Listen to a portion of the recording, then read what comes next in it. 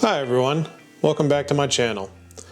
In today's video I'm going to be replacing the handrails in my house. These are just kind of builder grade round pine handles that were put in back when the house was built in 1976. So they're not quite up to today's standards as far as handrails go. Back when my wife and I bought the house, all we did was paint them white to match the rest of the trim, thinking that we'd get back to them at a later date. Turns out that now is that later date. Now, today's codes for handrails are a bit different than they were back then. The primary factor being that the ends of handrails need to be returned into the wall. This is so that when you're walking up or down stairs, you can't get your hand or a purse strap or something snagged in the end of these and then fall down the stairs. I'm going to be building these out of some ash hardwood that we harvested up at the cabin. It's been air drying for a couple of years, so it should be about ready to use by now. Anyway, let's get started. This ash lumber is rough sawn, so I need to machine it a bit before it's usable. We had this cut at 4/4 thickness, which is about 1 inch. To get a handrail of appropriate dimensions, I'll need to laminate 2 layers in order to build it up to the right thickness. Determining the required size of a handrail can be a bit tricky. I had originally intended to copy a handrail design from one of the big box stores when I set out to do this, but that ended up not being the right course of action. If you look in the International Residential Code, section R311, it outlines the requirements for different styles of handrails. The one I'm going to make falls under a Type 1 design, for which you can read about the requirements in the IRC. I discussed the selection of my handrail size in a lot more detail on my website, link in the description. Suffice it to say that I'm going with a 1 1/4 by 2 inch handrail with 1/4 inch roundovers on all 4 corners, which meets the IRC requirements. Other sizes can be used, but you need to make sure that they meet the different combinations of grip size, width, and perimeter measurement. To make this easier for you, I've created a table of acceptable handrail sizes in the article on my website.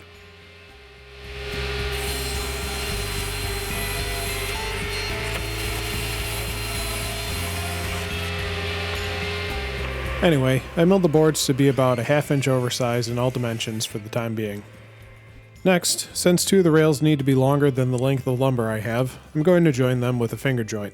I start by gluing on a scrap piece of wood on the back side, which will prevent the router bit from tearing out this edge of the piece. Next is another scrap piece that will serve as a fence for the guide bearing of the bit.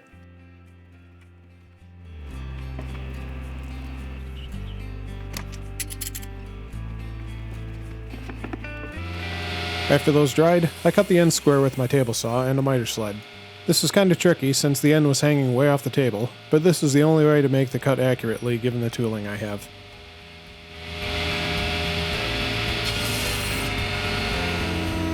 Next, it's time to route the finger joint on one end of the pieces.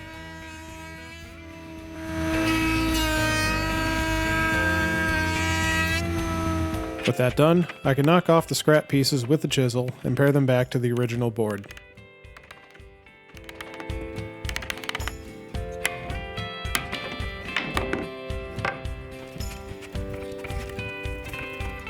I started gluing these up by spreading a liberal amount of glue in the finger joints.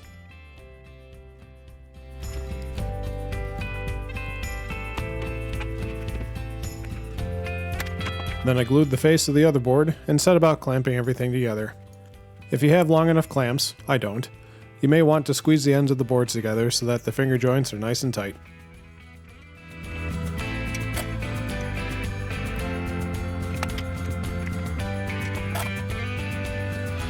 After letting the glue dry, I used the table saw to square off one edge of the blank. As I don't have a jointer, this is the quickest way to do it in my shop, and accurate enough for this type of work. After that, I planed all the sides of the blanks until the outer dimensions were at the 1 1/4 by 2 inch target I said earlier.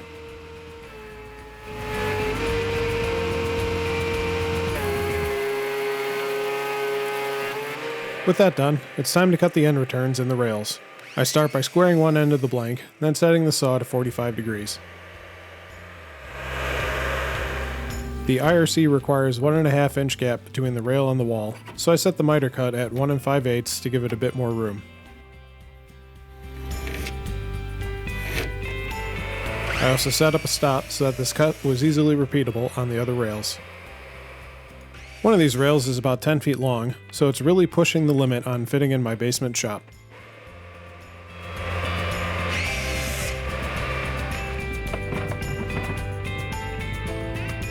With the miter on one end cut, I can measure the overall length of the rail and mark it.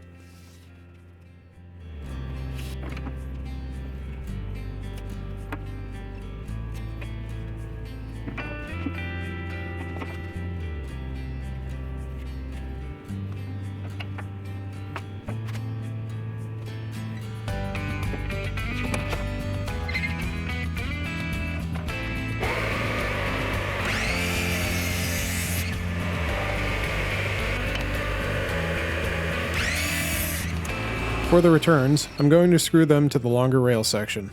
I'm drilling 2 half-inch diameter counterbores in these pieces, which will get plugged later.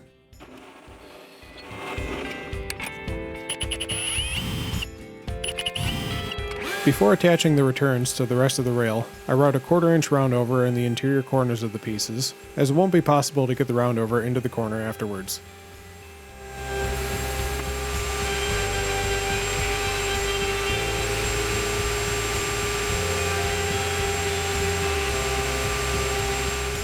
The first time I assembled one of these corners, I used superglue instead of regular wood glue. Maybe it was because I didn't use any accelerator, but I found that the regular glue worked better to hold them in place.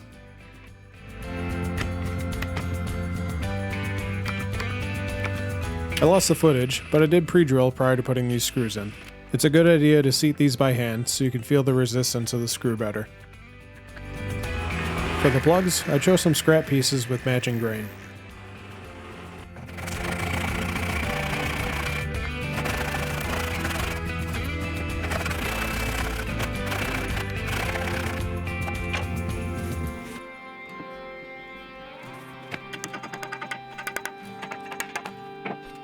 My miter setup wasn't perfect, so there were some gaps to fill at the corners. This putty takes wood stain, so the fix will disappear later on.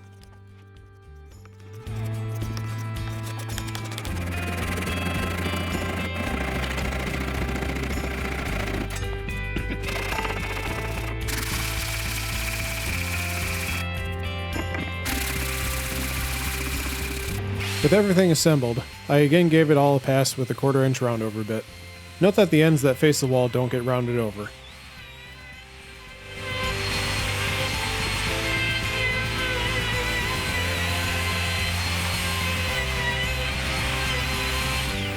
At this point, all that's left to do is sand and finish the rails. I sanded these through 220 grit, with my final sanding pass going with the grain by hand to minimize the appearance of scratch marks. For stain, I'm using a dark brown to match the finish on another couple pieces I've made for my house.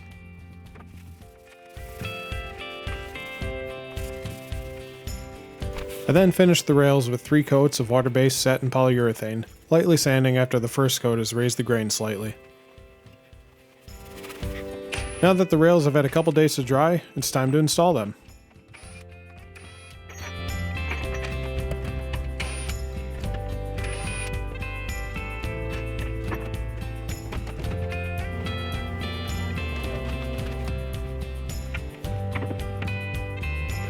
I pre-drilled for the bracket screws and then fastened them to the rails.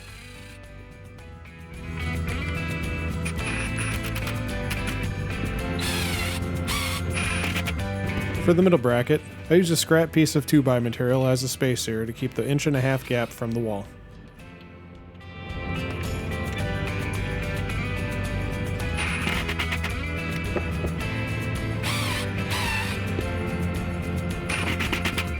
If you need a third hand, wrap a rag around the rail and use a spring clamp to hold it in place while you work. Note that the IRC does have requirements for the minimum and maximum height of the rail from the stair treads, as well as location of the rail with respect to the top and bottom treads, so read up on those requirements before installing the brackets.